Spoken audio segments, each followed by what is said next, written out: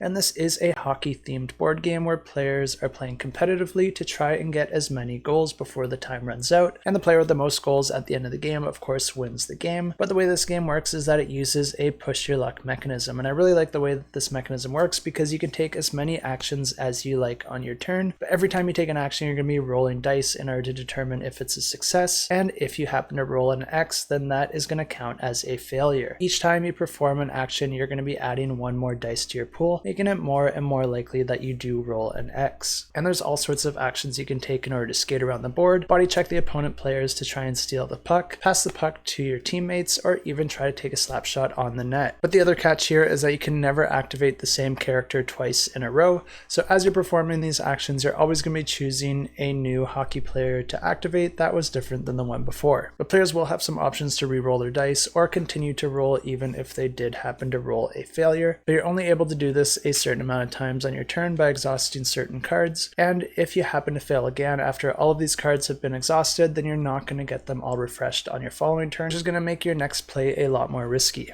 But it doesn't stop there because you're also going to get additional repercussions for failing depending on which action you were performing when you had that failure. But even if you don't roll a failure, there still are some icons on the dice that can cause some other unexpected events, like allowing your opponent player to have actions during your turn, or even like hitting the puck just a little bit too hard. But luckily, players can also gain ability cards to gain some special actions that they can use to their advantage throughout the game,